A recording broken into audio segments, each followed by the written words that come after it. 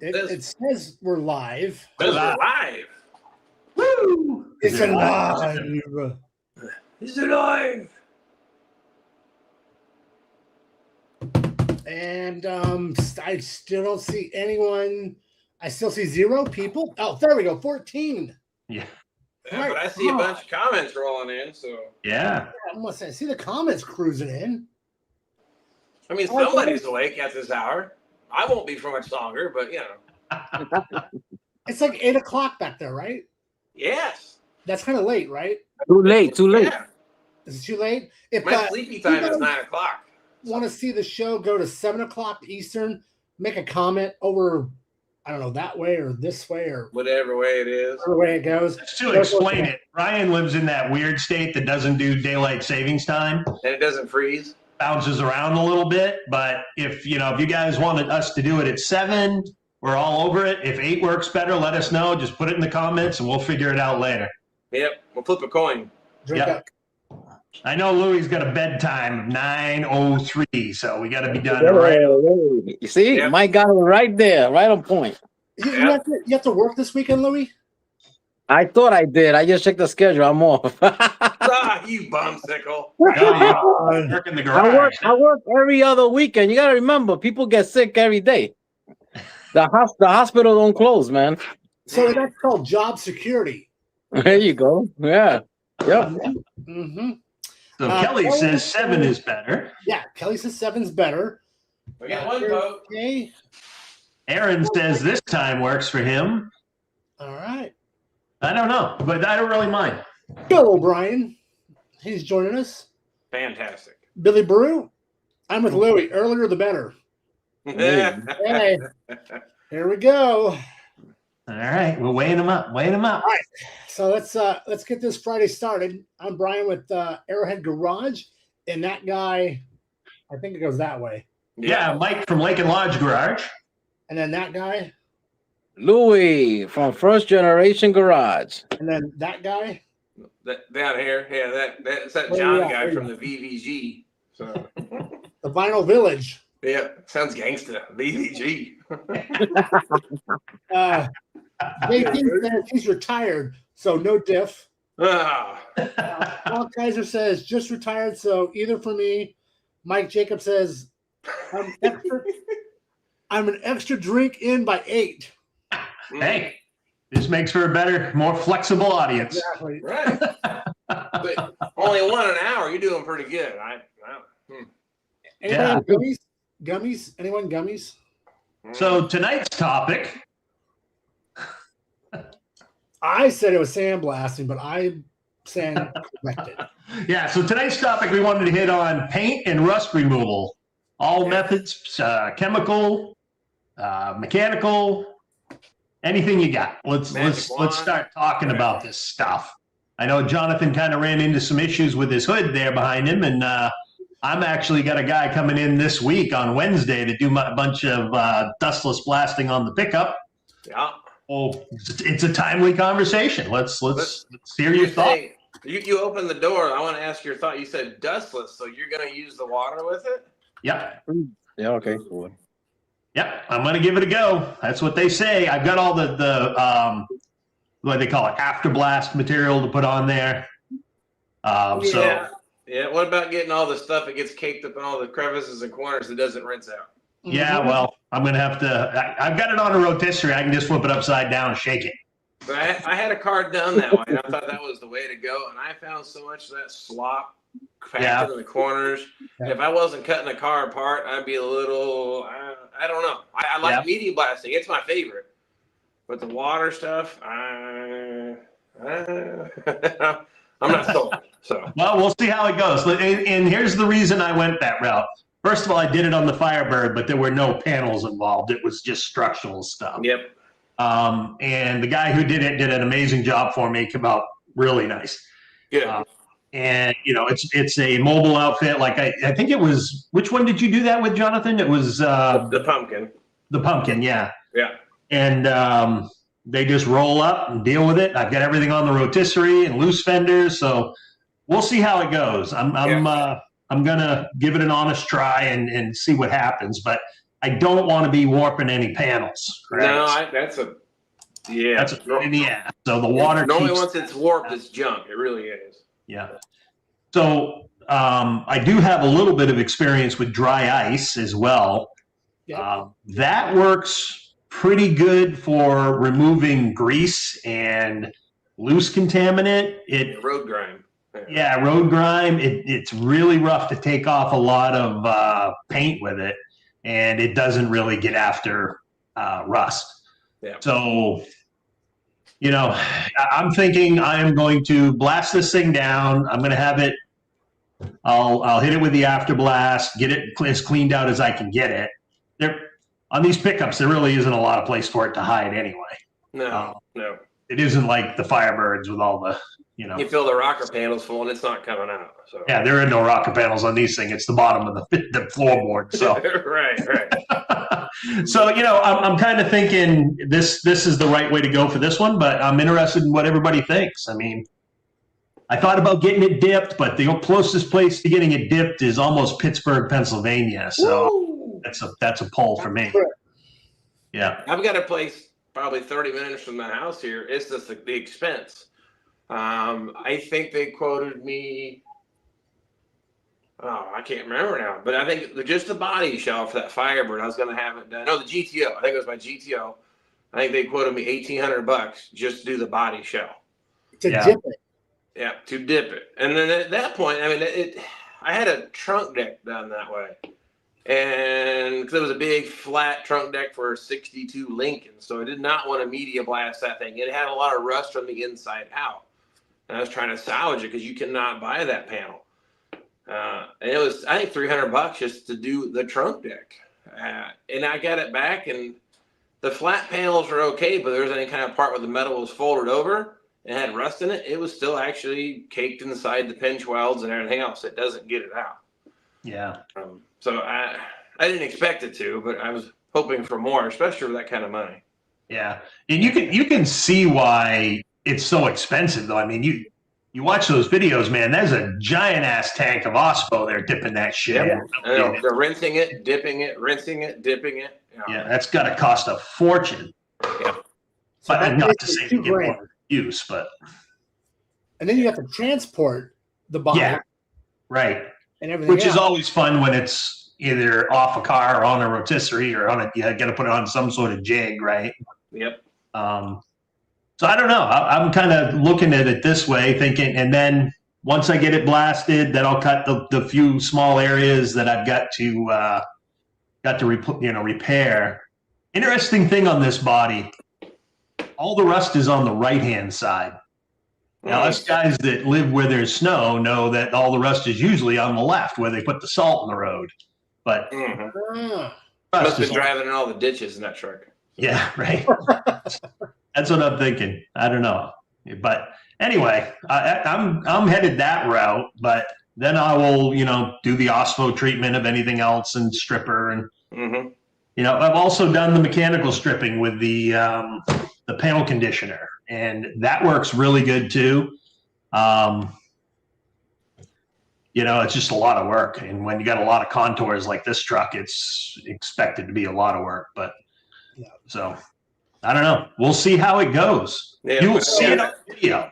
We'll get to see it all on the YouTubes anyway, so we'll keep up on it. Wait, the chat is not working, Brian. It's Billy fixed. Bruce says. I see it. Yeah.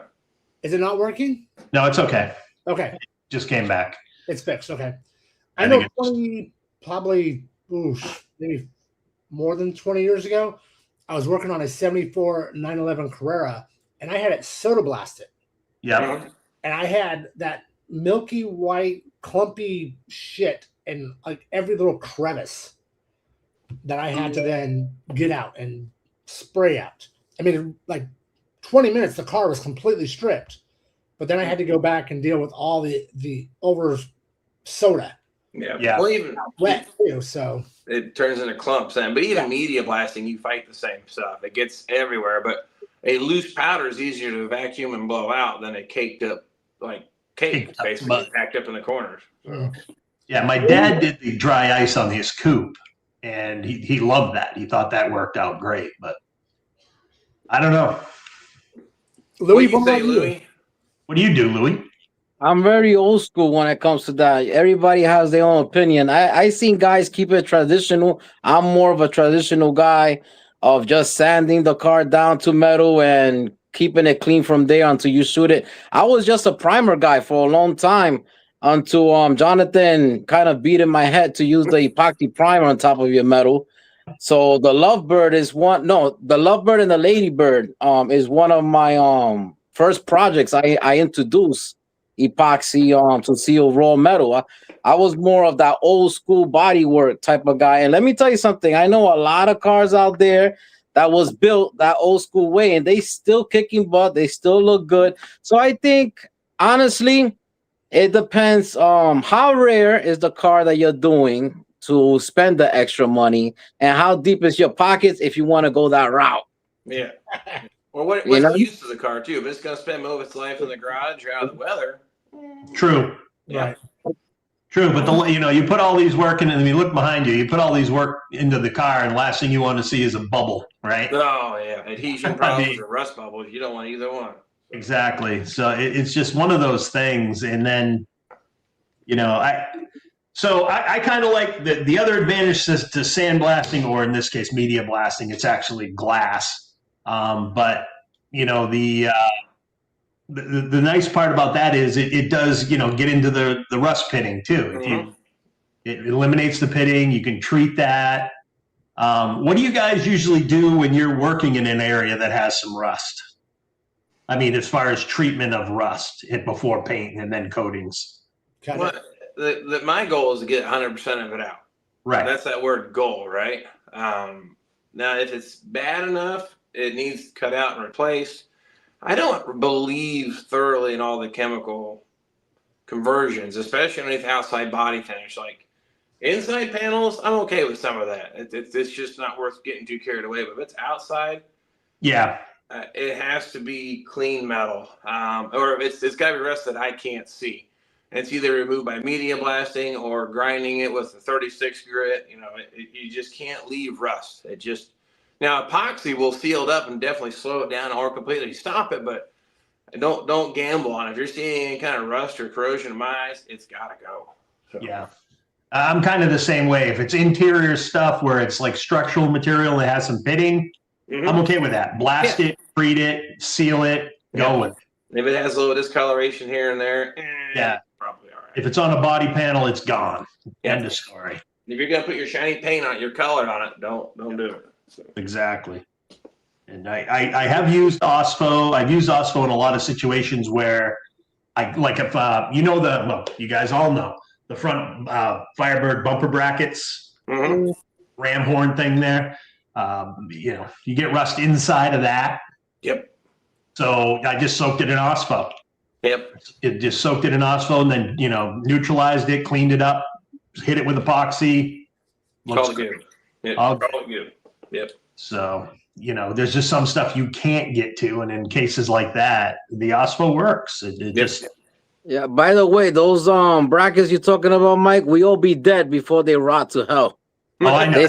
They're so damn thick. Or they leave a bumper on the road. Those will all be right. Yeah. Speaking of bumpers, Jonathan, did I see you had a primered bumper there? What? On your video, the front bumper was sitting behind the car, and it looked like it was primered. No, it's covered in dust. Oh, okay. I didn't know if you were doing a body-colored bumper.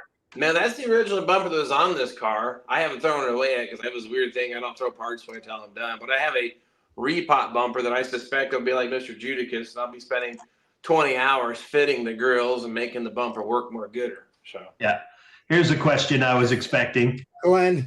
JPD and JPG Nick, did you guys ever see that the cost of POR 15 is worth it, especially with hidden areas?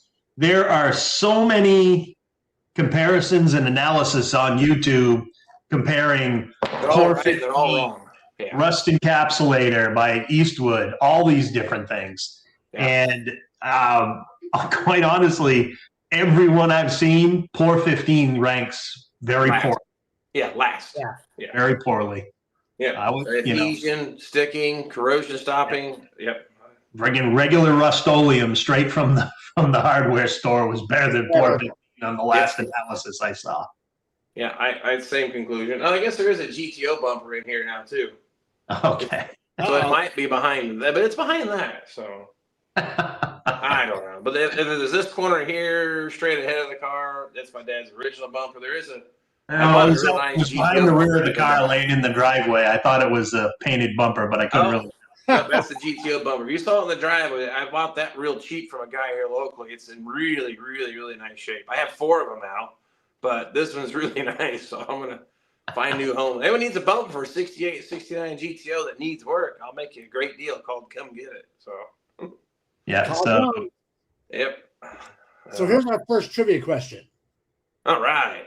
While the 1969 Trans Am is iconic, a special body style of that model is considered one of the holy grails of muscle car collecting due to extreme scarcity. How many Trans Am convertibles were factory produced 1969 model year? I'm not allowed to answer that one. No, you were barred. This should be fairly easy for any first gen real diehard enthusiasts. Even Bowtie Classics got the answer right. Yeah. Yeah, you get the answer. You know, when I first started doing this, building these cars, I was in high school, of course, and I learned about the Trans Am convertibles, and 4 were actually still in existence. They assumed the other 4 were crushed and gone, but as time progressed, number 5 showed up, 6 showed up. Really? 7 showed up, and only about 2 years ago, maybe 3 years ago, the 8th one finally showed up. It was a blue top car. Yep. They finally found the last one, so that was the last of the Holy Grail cars. So all 8 have been accounted for. All 8 have been accounted for, or either all in good shape or restored or old restoration. I was going to say, if there's only 8, I hopefully someone didn't crush it. Yeah, some I have been told aren't painted the right colors because there was discrepancy for years of the white and the blue that was originally used, but they look good. So that is a sharp color scheme. There's no doubt. Yep. So the correct answer is not enough. 8. 8. This many. I want to say something real quick, not to get off the topic tonight, because it's an important topic. Due to the fact there's a lot of people that think a metal guy will know how to build a car from bumper to bumper, in which we all know that's not true. You gotta have all different skills. But the thing I have to announce tonight's show, because I believe he's watching, and if he's watching, leave the comment down. I have permission. I got the green light before the show started tonight. I shared this with John. You guys know I will be building a 1969 clone pretty soon here. It'll be my last car in my collection that I'm going to go overboard with it. And one of the YouTube viewers, he happens to be a big engine guy, a big builder, okay, here in PA. And he donated a 455 freshly built to that project. Nice. Yeah. And he gave me permission to say it tonight. So if you want to put down who it is in the comments, go right ahead. But I know who he is. John knows who he is. And I think that's very cool. He's going to record the break-in, and I'm going to put it in the channel. So let me ask you, Louis. I'm trying to keep track, but is this your 3rd or 4th last car? No, so I actually have another 68 that I was gonna sell, but it's hard to find some parts. Like when I said you, Mike, you was gonna throw away your brackets. Remember, you was gonna throw away your headlight brackets. Oh yeah. And at that time I had your number already, and I said, Mike, you better not throw it away because they don't reproduce those. Yeah. And there's a lot of things, believe it or not, Firebird does not reproduce. You know that they don't reproduce for Firebird, but they do for Camaro. Okay. So I got all those crazy parts that they don't reproduce for that car. So I have to keep that car. So the Trans Am definitely will be my last car, guys, because it's getting too crazy. I own 7 birds. It gets very expensive. It takes a lot of time because, you know, you're never done. A lot of maintenance here, there. I have 6 in my collection. And I stopped right there. Sure, Larry. Sure. I got space for 9, but I stopped at 7. Did I hear 9 coming? Firebirds Anonymous. This is like an auctioneer 88888899. Yeah, that's it. I mean, I'm really happy what I got. You know it was a dream come true. I never thought I was gonna have that many. Louis, until you're in a support group, we don't believe anything. Yeah, I've heard this song before a few times. The Firebirds. So I just bought my 13th. David's Bird 69 asks, what do you guys think of subframe connectors? Now, I have a different opinion than these guys, I guarantee it. Robert or Paulie, which one? I have them on 2 of my cars. Go ahead, Louis. Go for it. I don't like them. I have a pair and I won't put them on. Okay, Robert right. or Paulie, which ones? Excuse me? The poly ones or the rubber ones? No, subframe connectors that connect the rear. It's a piece of metal that connects the subframe to the rails. I'm talking about the material for the. No. Okay. No. Jonathan? I have one here. You want me to bring it for you to see it? I have one here. Yeah, I have them on my high school car and my Trans Am here. Now on the Trans Am, it required heavy modification to fit on the convertible. But the cars I built, like the Pumpkin, the Mockingbird, my dad's car, I did not install them. Yeah. It's I don't know. To me, and I do full frames, so I don't even use the rear unibody frames. But if you're going to put, and honestly, even the what is it, 370 horse 455s, or you know, that's pushing it without a real frame and without some subframe connectors. Those, you know, that. There is a lot of flex in that unibody, and especially if you have a convertible and you put a lot of horsepower under it, if you're going to twist it like a corkscrew every time you come onto it. Yep.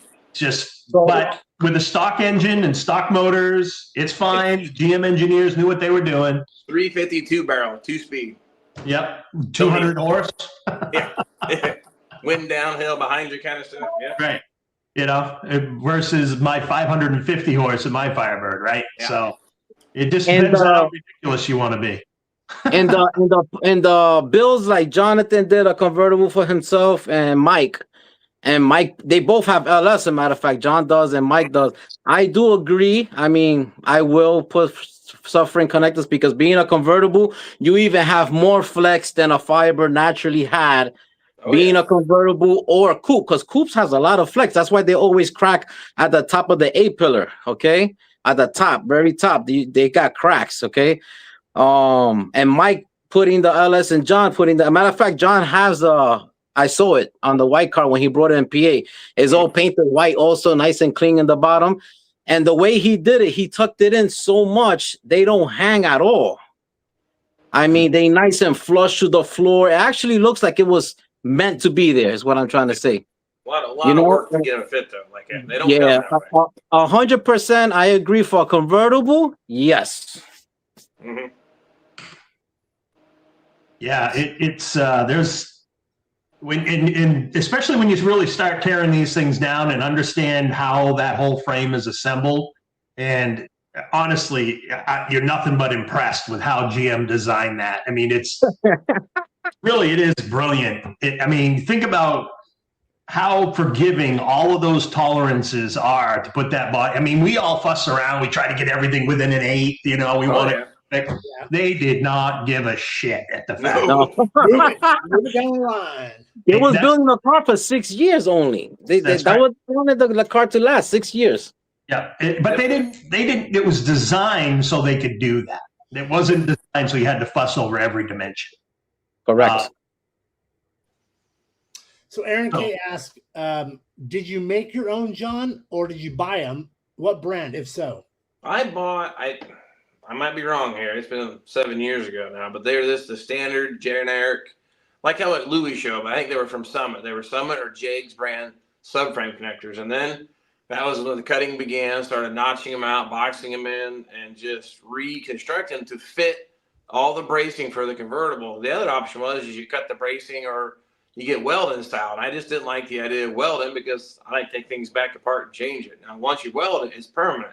Yep. So liner bolt on. I'll have to get some pictures of them, I guess, but they've been notched out in clearance to clear all the subframe or the underbody. So nothing out of the box fits except I think BMR makes a set, but then you have to relocate the fuel and the brake lines.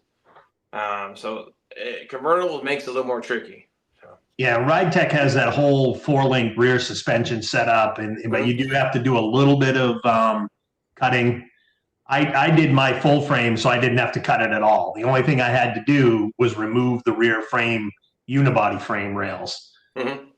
I didn't really remove them. I just never fully welded them in. Yeah. And just cut them off where I needed them in the back and tied to the links, and everything worked out perfect. But I will say that car is impressive going down the road.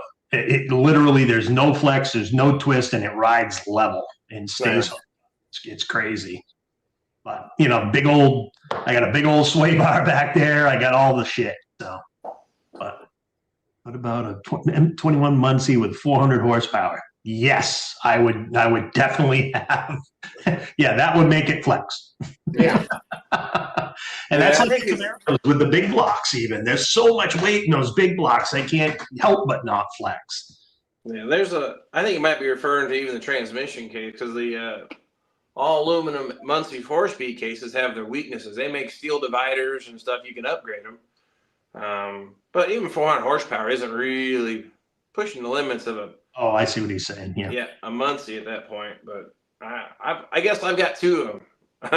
I got one in my high school car behind the 494. Once it blows up, I'll make a decision: fix the other 4-speed or move up to a 5 or a 6-speed. So yeah, my money is on the rear end blowing out before I blow the transmission up. So just it's like a pool. What's going to go first? Yeah, what's going to go? Because I've scattered an 8.2 Pontiac over the paint once here, and it twisted the pinion in the middle, and it made a mess. But oh man. Yeah. So Paul Gray asks, what is the best rust neutralizer frame and hidden panels? Depends on who you talk to. If you can get the rust off and get it sandblasted down to a point where the pitting is clean, even if the pitting's still there, just seal it with epoxy. And then I like to use over the epoxy, I use that chassis paint, the chassis black from Eastwood. Mm-hmm. That shit is hard as hell, but nothing gets through it. It's crazy hard. But what about brake fluid on that, Mike? It doesn't bother it. Really? Over it. I think. Yeah, brake fluid was always the nemesis around the race cars that were freshly painted. But yeah, that Eastwood chassis black acrylic, it's an acrylic, urethane acrylic, acrylic urethane. It's hard. It's super hard.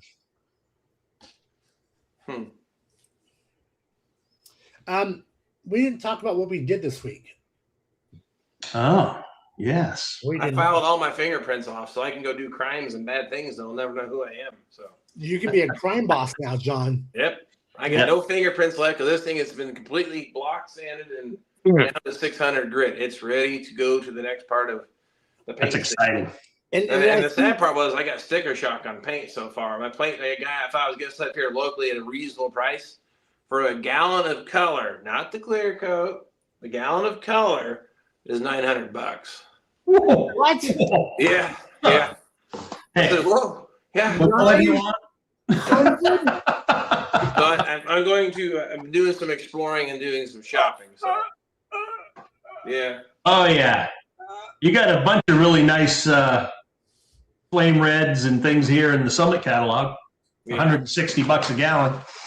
Yeah. See, that sounds more reasonable to me. So.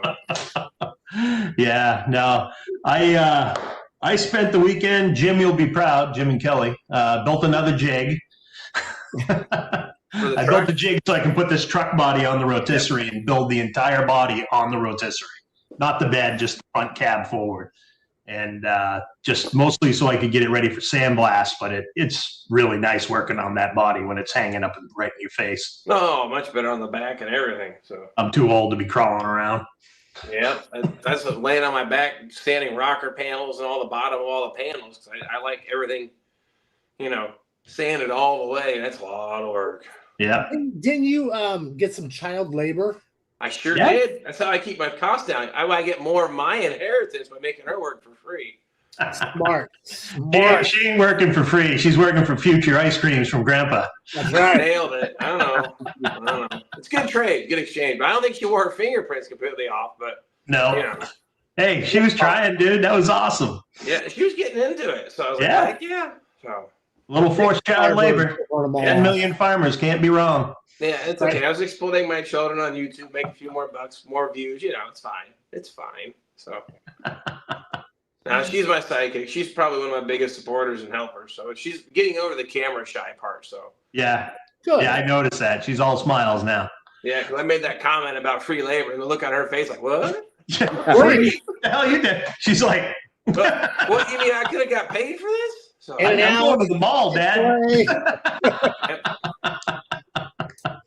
All right, let's see here. Let's do another trivia. Let's see. How do I make this happen? There it is. When the second generation Firebird debuted in 1970, Pontiac included a structural safety feature in the doors that wasn't actually required by federal law for another 3 years. What was the feature? I didn't realize they did that. Me Yeah. either. I knew they did it. I just didn't know it was a federal law 3 years later. Yeah, well, yes, well, I think it's 1973 or 4 that all the cars started getting it. But I didn't know Right. they did it Yeah. on the fire turd in the 70s. Side impact bar. Side impact bar. Bam! Bam! There we go. These Door are too lock. easy. These are too easy for our people. Brace. Inner brace. We've learned them well. So Yes. Yes. They've been educated. that or they got Chat GPT. Yep. There you go. That's what it is right there. Go co-pilot. What it is. I just found Gork. There's a new AI Yeah. called Gork, Yep. and apparently it's edgy. Oh, boy. So it doesn't sugarcoat. Like if you ask it a question, it will tell you you're an idiot. It A stupid question. is. It is not for the politically correct, No, it's like, yeah, or maybe it is. yeah. It's like F-18, Hornet up your ass. It's like, damn, like calm down, Gork. Can't park there. No, yeah, exactly. Uh, Part of the training, inner brace. Yep, There it he is. got it. Darth did it. He was our first one. He grabbed it. Nailed it. yeah. Nailed it.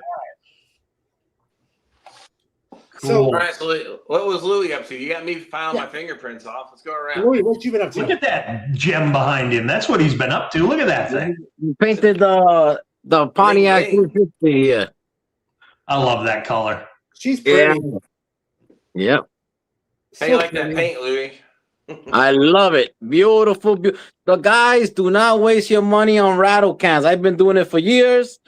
But Johnny also made me a believer on the Eastwood metallic Pontiac blue. It's beautiful. I mean, if you could paint a car, you could paint an engine. So that was a regular, like a quart of mixed paint. Oh yeah, one. What is it? 4-to-1? 4-to-1? It's 4-to-1. It comes with a hardener. You mix with it. Okay. That quart's a little spendy, but I think I did 4 engines on one can and had a little left over. Damn. Your cover's good and it's It looks durable and beautiful. secured. It looks hard too. It looks like it'll I shot stick. epoxy first. I cleaned the engine. Shot epoxy first, then the paint. Are you gonna do a first run Louis video? I am. Now, has your wife seen that and now telling you you got to pull the one out of Lovebird? The Lovebird is painted like this. Oh, okay, good. It doesn't look that good. I've seen it. No. I think I painted again, Mike. After you, yeah, I did. After you, yes, I did. After you fixed the bolt that was broken, I had to paint the engine again. Oh, here's a good one, Richard Doobie. Has anybody heard of a manufacturing flaw on machining engine blocks? All the time. Yeah. Cam bores. center, core centers. Yeah, core centers. I had that 350 block where the lifter bores are almost to the side of it, almost worn through when they punched it out. So yeah. Yeah. Again, they're cranking them out, right? And it's mass production. If it leaks, has a malfunction, warranty, put it in next engine. Yep. It's Monday morning after the Super Bowl, and the machinist was hung over, and he just let it eat. Yep, that looks good from my place. Yep. Has Run. anyone made an aluminum Pontiac block? Mm-hmm. Oh yeah. Very expensive, but yeah. How much? What are we thinking? Ooh, About big $5,000. money. What? It's about $5,000. They got tall deck. They can do bigger cubic inch. They got them set up for roller, cam bearing bores. I mean, they're pretty set up. So Damn, $5,000 for a little block. Mm-hmm. Too rich for this redneck. It's only money. Right. Can't take it with you. You just give it to your kids. That's right. The kids and grandkids will never see now. Yeah, kids will just fucking waste it. Yeah. You're right. You're damn right about that. Like, oh, Dad's Firebird, $1,000. Yeah. That's what it costs just for the paint. Yeah, that's what I'm afraid of when I go. Yeah, me too. There'll be a garage sale of epic proportions. They'll have a Selling whole all the tools, toolbox. all the toys. Yeah. Yep. $20. I got whole 50 toolbox. bucks. I did good. I use blocks from all Pontiac. Mm-hmm. Is all Pontiac a brand? I don't know what that is. VHP. Tell us about this all Pontiac thing. Yeah, I think it was IA, Indian Adventures, and you have engines. You have, I don't know who's all making them. Not many people. So. Well, I may pick up a 350 Oldsmobile motor, which then has the BOP TH350 transmission for $100. Okay. Oh, I put one of those in a race car one time. A 350 Rocket. Those are awesome. I need the transmission, so I thought, okay, maybe I'll do a video if I do this. I'm just getting there to run out of the car. What transmission, Brian? TH350. Nice. You still got your shopping cart engine stand? Exactly. I still have it. Oh, I love that engine stand. It's one of my favorites. I still have it. Matter of fact, I need to, once I get the 67 bird all done and we go to Firebird Fest this summer, I want to try that 64 326 engine that I picked up for like $100 from a neighbor. Yeah. I'd like to fire it up and see how well it runs. Just because. In the shopping cart. Yeah, just because. Yeah. Mm-hmm. And then if anybody wants it, they can have it. Like, come pick it up and all that fun stuff. Right, because you'll make $200 on the video on YouTube. You'll be paid. You double down. So 74 Omega with a 350 Rocket. So one of the first Strictly stocks I built for myself was one of those big old Pontiac Grand Prix there that you could land an aircraft on the hood, like a 72 or 3. Yeah. And I put one because that was during the engine strike and all the shit going on with GM. And one of the rules was you had to have a stock motor that matched the car. And in the Chillings book there, I found that that year, one of the motors that GM shipped with that Grand Prix was a 350 Olds Rocket. Oh. So I built up that rocket. It took me 5 motors to get enough parts to build one. Wow. But it was pretty awesome. And it had the neat thing about that motor is it had a 6-inch rod. So it had a really interesting torque curve on it. And it was a great motor. So it was over square, so more stroke than bore? Yeah. Yeah. Yeah, it was great. Pretty cool little motor, but it really torquey, wicked torquey. Yeah. Yeah, that's a real grocery getter for sure. 74 Omega. Well, I this week have the headliner in, the sail panels in. I put the carpet in, and I put the center console in this week. Ooh. Dude, you're like a few days away from rolling. Yeah, and so my youngest son Robert is in town. and he's going to help me put the front bumper on Nice. tomorrow, and then we're going to like just start the little things, the little nuts and bolts and shit, because March 28th is our local Arizona Pontiac only car show. Oh, so 5 cars? Probably about 100. That's good. And 120 degrees in the sun. Well, yeah, so next week they're expecting 105 high in March. So you had a window where you could actually paint of about a month. Yeah. But we're supposed to be freezing here next week, so I will not be painting. Even though if I kept pushing, I could probably get there. So. Well, just come out to Arizona. Simple, right? Sail it out, and you'll have plenty of time and weather and warmth. Not to get an enclosed trailer, so I'm going to spend a week cleaning all the bug guts off of it, but hauling it all the way. We can barbecue, just throw some shrimp on the Barbie. Yeah.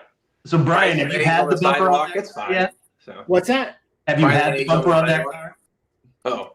Sorry. We got a little pause here. Okay, Mike. Have you had the bumper on that car yet?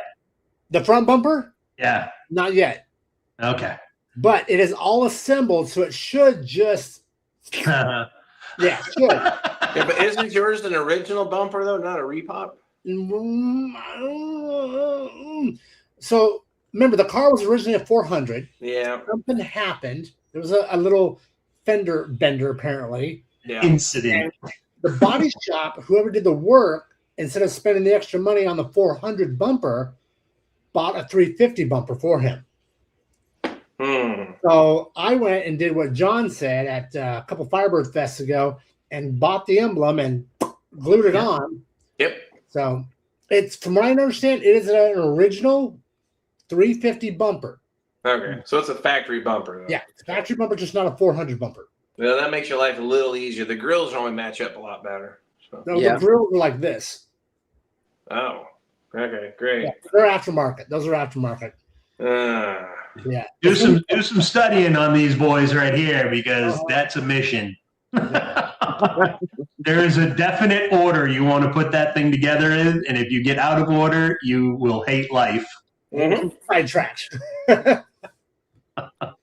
So yeah, that's so my goal for this weekend, come Sunday afternoon, is to have seats in, dashboard in, and front bumper in. And hope Wednesday, Thursday to drive the car to work. Oh, nice. That's my goal. There you go. Get some road time on it. Yep. And so then we have that next weekend coming up, and then one more week of just tweaking, and then I can take it to that car show. And again, I'm not looking to win. I'm just looking to represent it. Yeah. Represent. Yeah. So how far are you from work? 15 miles. Okay. You got a chase vehicle. Well, I've driven it to work before I did any body work. I've driven it already before. Okay. All right. And it will drive, not a problem. Yeah. Yeah. So this weekend, I'm flushing up the firewall, filling all the unnecessary holes, getting everything ready for sandblasting. And I've stripped it all back down, taken all the controls back out of it, and basically just getting ready to the sandblast guy. Yeah. So you can get rid of the brake pedal hole. You won't need that. No. The go slow pedal. You don't want that. No. I got the go fast, the go slow, the go left, the go right, and the oh shit handle. That's all you need. Yeah. All fun and games. It's all fun and games until someone gets hurt. You hurt my feelings. Wah. Yeah. John Kilgore says 30 degrees on Monday is a high. Yep, that's about the same here. What? Why? Yeah, it's going to be about 35 while we're sandblasting Wednesday. It's going to be awesome. Gas prices. What are you guys paying for gas right now? $3.50? Not political, just $3.50. What? Yeah. I don't even know. I just buy it. I don't look at it because I don't want to get upset. Louis? 350. 350. 350. I'm Well, gonna see, take my Mike. truck takes premium only, and my car takes premium, so I don't want to think about it. So I filled up. And your work truck's diesel, so you really got to bend over for that. Well, That's I got that card that comes with the truck. I just go, I don't even look at it. So. Diesel's 515 in Arizona. Right. What? Yay. Yeah. It's because you're close to California. So Yeah. no. Don't There we go. California my Arizona, please. 349, 419 for regular. I don't know where he's at. 319 for Bow Ties Classics. 290 Mike Jacobs. Wow, I'm moving there. So 86, 87 octane, like regular Mhm. is, I want to say 425 Good Really? boy. out here. And then super, what I use in my car is 485, 495. Yep. Why are you Great. laughing, Mike? John Kilborn just said Ford bumpers are heated to keep your hands warm while you're pushing it. Well, see, mine has a heated tailgate because I'm a little taller, so I have to worry. Same reason though. So. Heated tailgate, right? Yeah, I can push on the tailgate. I can reach down that bumper. I get up here at the tailgate. We're good. So. Yeah, Darth Bobo, 636 in Canadian. Woo! Now, is that for a gallon or is it for a liter? Ah, damn Is it. that Canadian dollars or American dollars? Because when I was in Canada a few years ago, it was like for the liter. Yeah. I felt like what? Liter? Wow. Well, I saw a question roll up, but I missed it. Something about converting an AC or non-AC car to AC to run vintage air. Well, that's what needs to be done. If you follow the directions, no modifications required. I don't agree with the installation, but it all just kind of bolts right in there. It's pretty easy. You just got to drill a couple holes in the dash for the vent, and you're golden. Yep. And then if you got the fender off, now's the time to do it. It's a whole lot easier. You do have to pull the right front fender off Yep. to do this. There's no getting around that. I tried not to. Not gonna happen. Fail? Epic fail? Yep, not gonna happen. Not going to happen. You might as well just pull it off. You're going to save yourself a bunch of ass ache. Let's see here if we can get another trivia question. I know everyone loves those things. Well, this week you made them kind of like, yeah, we're getting them. So either we're really smart or they're too easy, or is it both? I think they're too easy. Ah, dang it. So most enthusiasts associate the legendary Super Duty 455 with the 73 and 74 Trans Am. However, it was also available in another much more stealthy Firebird model. Which model was it, and how many were produced in 1973? Ooh, Bowtie Classics again. Man. Pow. Man, The formula, I believe. Bingo. Formula. And I how can't many tell you were how many produced? was made. Not very many, because like total production's less than 300. So for 73. Oh crap! I don't know. I'm not gonna pretend to know second gen stuff. I like them, but I don't know them. Me either. I know Louis really loves the second gen bird. He likes it more than the first gen bird. Hell no. I only like the 73. I love the first gen birds.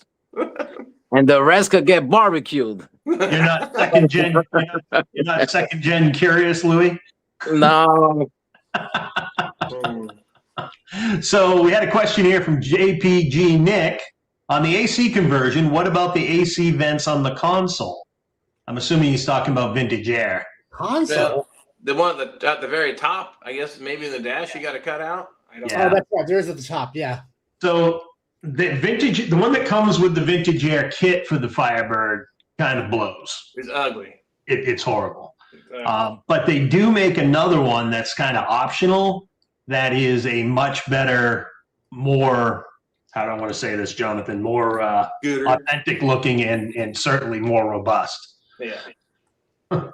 But you have to pay separate for that. It doesn't come with the kit for some reason. They have 2 levels of vent. Yeah, because you can actually, that's how the vintage air, if you spend extra money, you can put the factory center vent in the dash. It has an adapter to go to their plumbing. Right.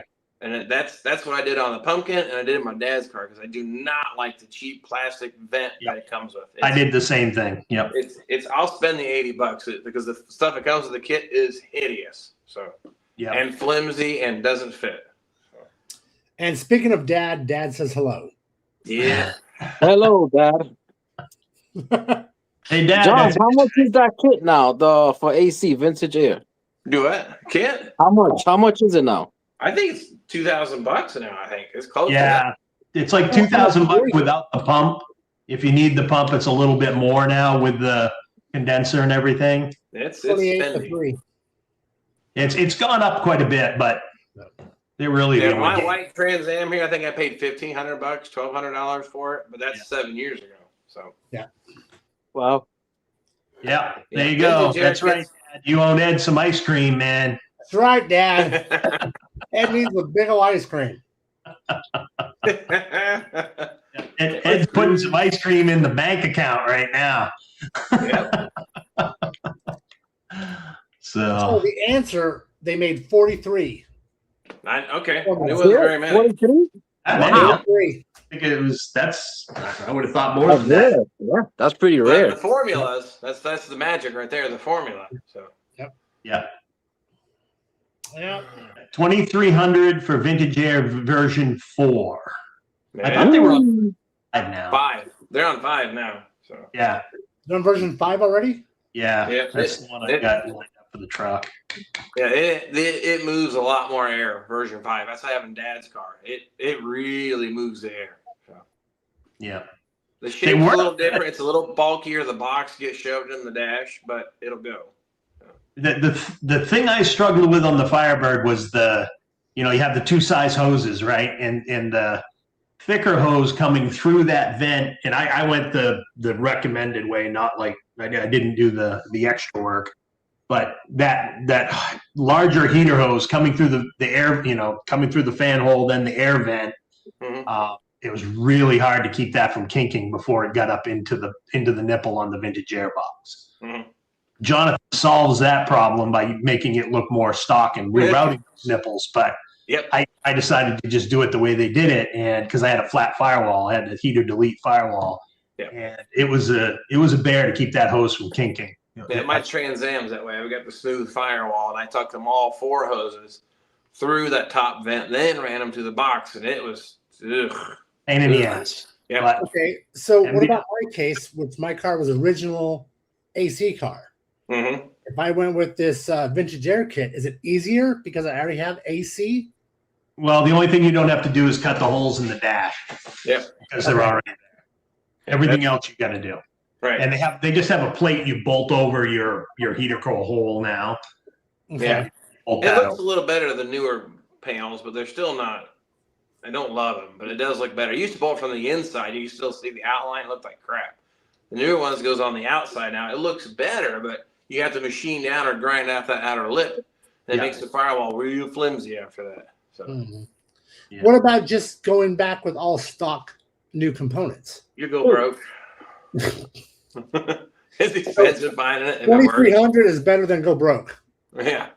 Yeah. Got it. Being in Canada, where world-ending heat is 85 degrees. I Fahrenheit. would just go with one of the cheapo electric kits. Yeah. So in other words, it doesn't get where it real hot up there. So I've seen those little electric kits. They're getting more and more popular. I had a yeah, friend of mine. He lives, I think it was in Ohio. He went to the Trans Am Nationals and he drove his car there, LS swapped, and he had one of those little electric AC kits on. He said it was actually comfortable driving all the way across the state there. So It just blew air. What? Like what? no, it's instead of running it off the engine and a compressor, it has a built-in compressor condenser assembly under the hood. Then you run some plumbing inside the car to your evaporator core, and that's it. It's not nearly as complicated. I think Is you it can get them on the cheaper? Jungle Store too. Interesting. well, welcome, Stefan. He says he's been trying to catch us all on a live stream for quite a while. Today he was able to do it. Hey, all right. Right We're on. pretty good, but next week we're going earlier, so Welcome, Stefan.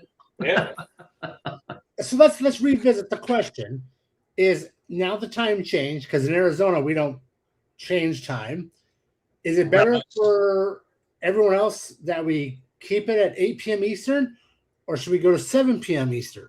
I think I've seen Louis yawn 5 times. I think I have Yeah, twice. yeah. I've been watching Louis yawns. And I just drank coffee. It's not working. Well, I guess it's more about you. Can you be available, John? Right. It's all about Brian? Louis. Yeah. Brian, are you available at 7 Eastern? Brian? Me? Yeah. I can make adjustments and be home in time. Because for me, it'd be 4 p.m. Right. if we did 7. Yeah. Well, every Here we time go. this time of year, we hear rumors that they're going to do away with it altogether, and maybe we'll. I heard that again, but it didn't. Yeah, for 30, 40 years now. 7 p.m. 7, right. 7, 8. Let's see some more people. Let's make some comments, guys. There's 30 watching. Take a moment and just tell us what you think. 7 or 8 p.m. Eastern for new time. Lucky Billy. What? Billy says he fell asleep. What was the question? Oh, shit. I'm with Billy. Where's Glenn? Where's Glenn when we need him? I think Billy's answer is 7. Yeah. I think we could do like those big churches and do it both times. You know, we got 2 times of service. So. Do double shows? Yeah.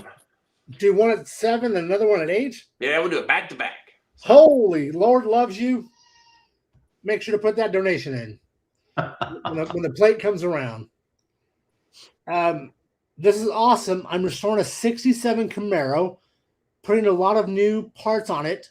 I saved everything that I'm not using. Is there any interest? What is that? Romania. Romania? Oh, shit. That's cool. That's pretty cool, right? Yeah, Yeah. that's way cool. That's badass. I can imagine what like getting parts in Romania is like. No, we complain, but we got it good. So We do. Yeah, that's so true. So true. I mean, even everybody bitching about repop panels. Hey, at least we got repop panels. Damn right. They're really a starting point. Louis, you're going to make it to Firebird Fest, right? Mike's picking you up? We're Maybe. going to work that out still. I'm hoping. Because, Louis, I have a whole truck full of extra parts that I'm not using.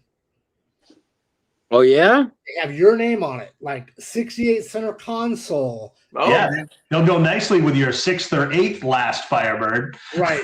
Last Firebird. Last. Wait. You guys really must think. You guys really must think I have all this space, right? You have space and money and time, Louis. You can put 9 rigs in that friggin' garage you built. I think you're all set. And you have a wife that says, spend, Louis, spend. Right. She knows Just where give you're me spending. babies. Just You give know me a where you're baby and more cars. Oh man. Yeah, I would like to have a 67 convertible. well, I have a box that I'm putting all the spare parts that I have, and it's coming to Firebird Fest, and it's going to be your box, Louis, because L&L Pontiac needs more inventory. Yeah. I got parts all over the place now. I got more to send to you, Louis, so that's fine. You, I want the wife to call me and go, Brian, stop it. Just no more parts. Yeah. He's good. I don't like 2 truckloads at least. So Oh yeah. Brian, Mike gave me a whole lot of stuff. He filled up my shed outside. Mike Jacobs has the answers to all your problems, Louis. Just Get What buy he my said? list. another What lift. he You're said? golden. Just buy another lift. Oh, Lord. Then you could get 12 in there. Yeah. Oh man. You can get like a triple lift and Yeah. triple, Louis, Oh. double. we're here for you, brother. We're here for you. Yeah, you guys gonna see me dead. We love you. All right, Yeah, let's we're- do our we're- last trivia question for the night. oh yeah.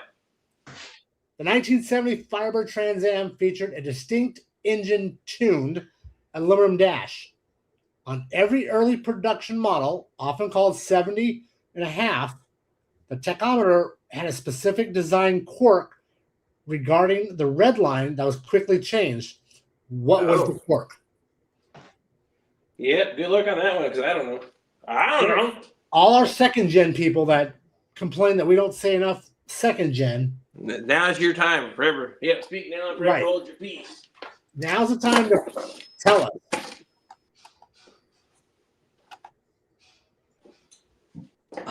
Anyone? Bueller? Bueller.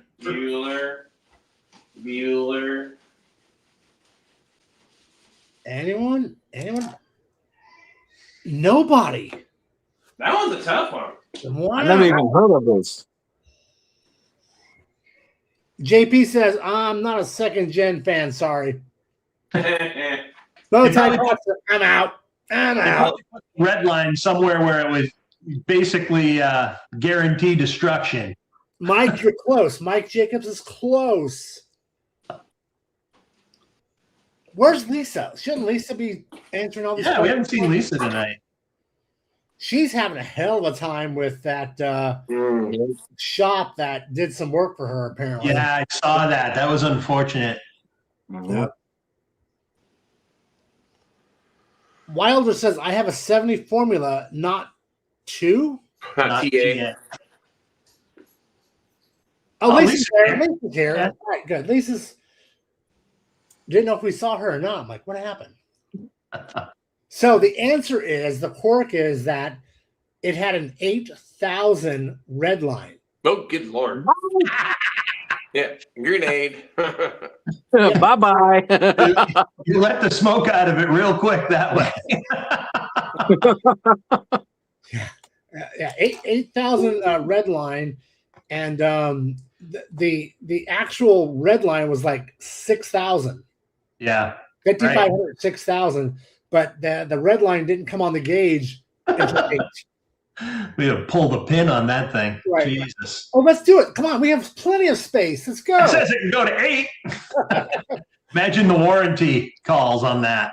Yeah. Hey, red line says 8. Hey, I did it. bought that Pontiac a couple weeks ago, and That's like when I was racing. I always remember to check the telltale before I got it back into the pit, and then I'd clear it before my dad saw it. Yeah. What was the telltale? It's fine. 0. Fine. it's fine. It's fine. It's I double read 0. 7,000.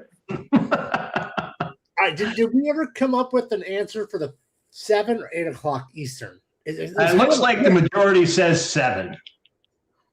I've been keeping Is it. 7, is Yep. 7, Mike, the winning answer?